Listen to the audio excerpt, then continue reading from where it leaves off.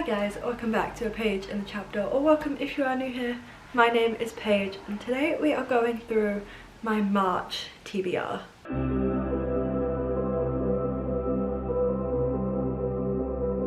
God, we are really just flying through the months, are we? I feel like it was only just the new year. Now you're telling me that we're in March? Like, it makes sense. We had January, we had February, and now we have March, but it just feels like we've jumped. This is actually my first TBR of 2024. I didn't do one for January because my TBR was just too mood read.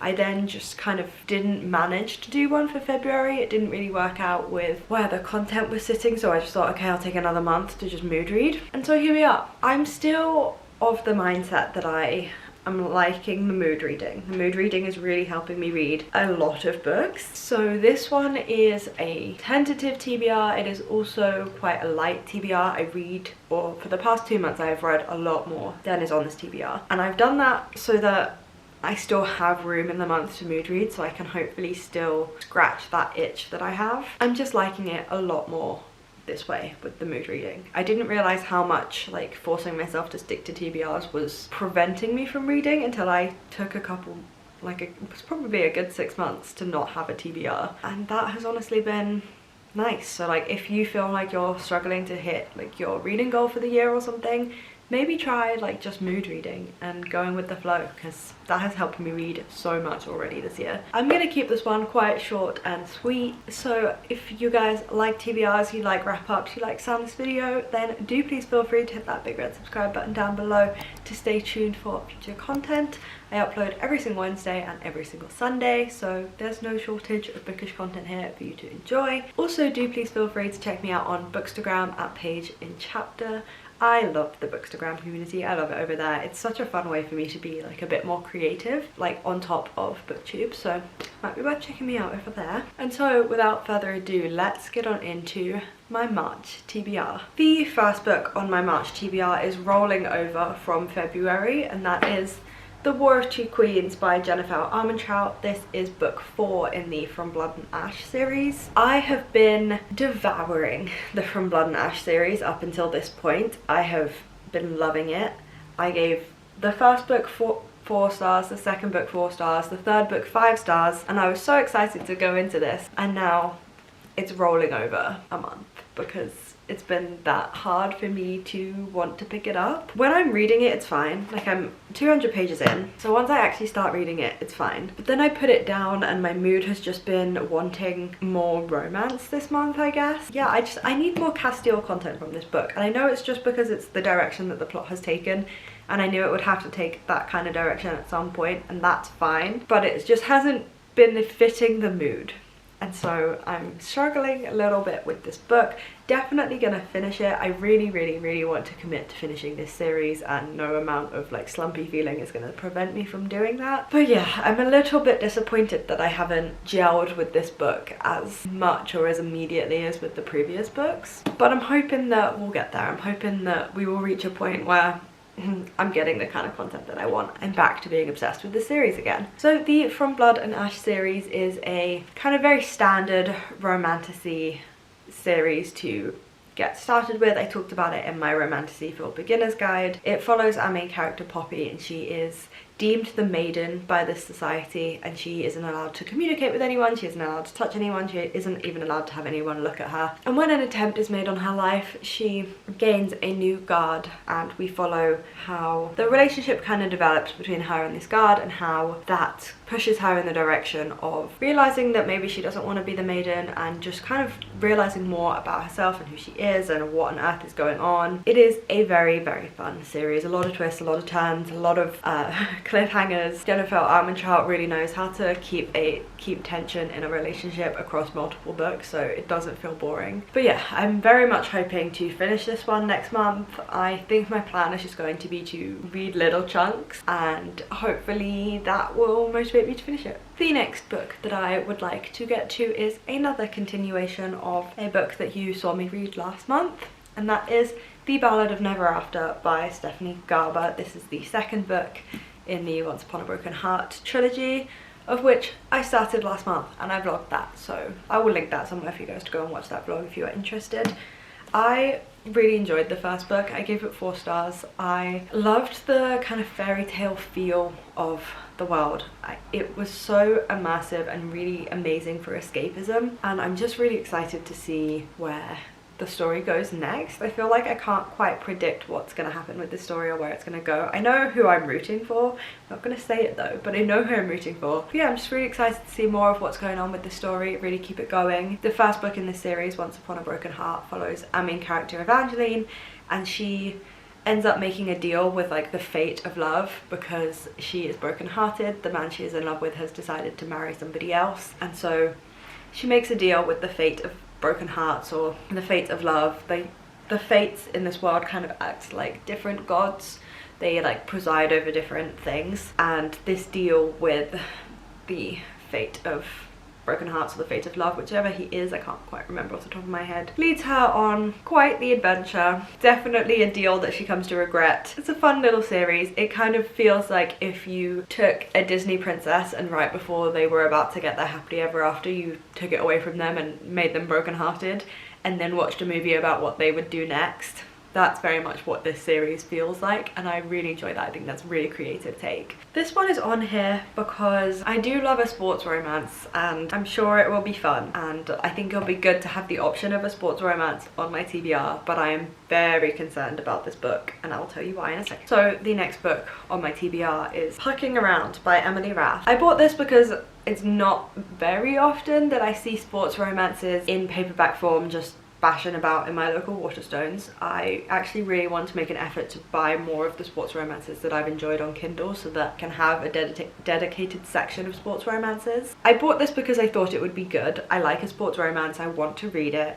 That's why I'm putting it on this TBR, to finally motivate myself to get to it. But the reason that I am very hesitant to get to this and have been putting it off is that I do not think a romance should be that long, and I feel like this book is going to make me slumpy and be kind of boring because I do not know what you are putting in a romance to make it this long.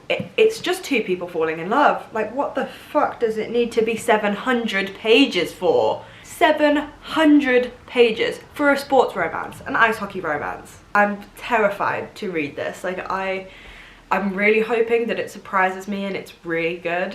But from my experience, romances that are like over 400 pages are typically really bad. So fingers crossed for this one. I will probably vlog this so that we can share in the pain or the joy together, see what the fuck this is about, or like why the author feels the need for it to be this long. Hopefully the characters are just amazing and that will carry me through, even if the plot becomes like, even if it just loses a plot halfway through. So this follows our main character Rachel, and she has a one-night stand which she very much enjoys. It is like this one magical one-night stand, and then she starts a new job as a physical therapist for an NHL team, and lo and behold, her magical one-night stand is a player that she is a physical therapist for. And we have 3 potential love interests in this book. I don't know.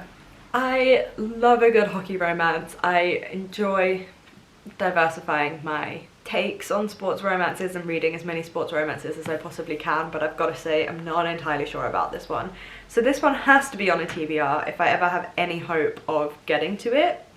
And yeah, we're gonna have to read this one together for sure. Next we have another continuation, and that is Emily Wilde's Map of the Otherlands. I cannot believe it has taken me until now to even pick up this book. I adored Encyclopedia of Fairies at the end of last year. It was like the coziest, most amazing book to kind of end out the year on. I don't think I actually ended out the year on it, but I read it in December and it was just amazing. I loved it so much.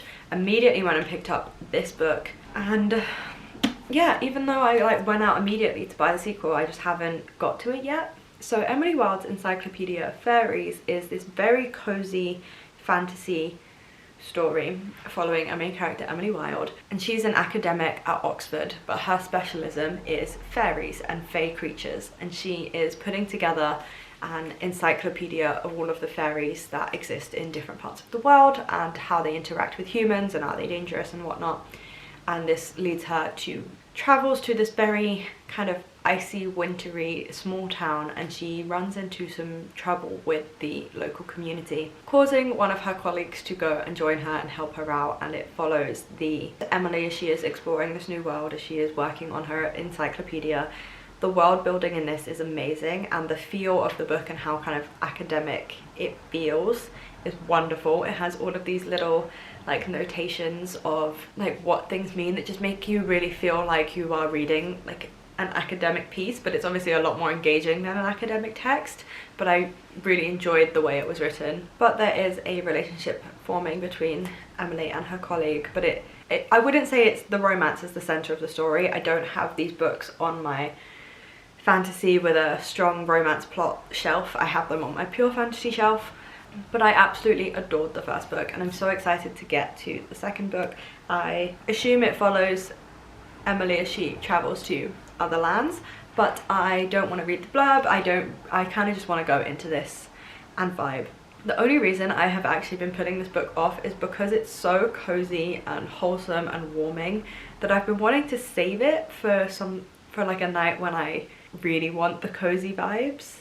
And we're getting into spring now, and so I just don't know if it's the time for it. But I also feel like the book cover gives me spring vibes, and I don't know, I think exploring other lands and like Fae could also be very springy. So I'm putting this on the March TBR because we're gonna get to it, and then if it is a cozy vibe and I decide I want to read it later in the year, I will just reread them, because that is a thing I can do. And then the final book that is actually on my TBR, because other than this I'm just gonna mood read and pick up whatever I want when I want it, is The Unmaking of June Farrow by Adrienne Young. I have never read any of Adrienne Young's other texts, but this is a magical realism story and I just think it's gonna slap. I'm really excited about this. I've heard really good things. This book, my Farrow edition, is absolutely stunning and I just want to get to it. So this follows our main character, June Farrow, if you couldn't tell.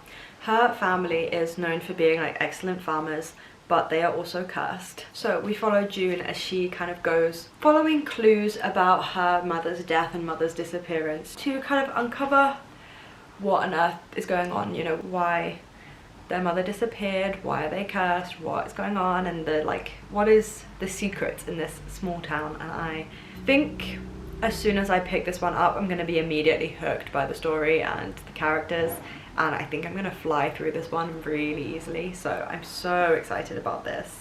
Yeah, it's quite a short little read. I don't think it will take me too long. I don't read a lot of magical realism, but I find that when I do read it, I really enjoy it. Yeah, I'm very excited to get to this one. I'm excited to get to all of them other than Pucking Around, if that's what it's called. The romance shouldn't be 700 pages. Like I stand by it. But yeah, here is my TBR for the month of March. I have 5 books actually on the TBR. I typically read about 10 a month, so that gives me a nice 50-50 split of books that I have on my TBR and books that I can just mood read, and hopefully that will help me like actually get to the books that I need to read, as well as scratching my itch for mood reading. You might be wondering, if I'm enjoying mood reading so much, why I'm even attempting to make TBRs, or why I even put that on myself. The answer is because I like TBRs for giving me structure, for if I am at a point where I'm like, I really don't know what to read next, like I'm just, what the hell do I do? I have something I can refer to and be like, okay, I'll pick up that next.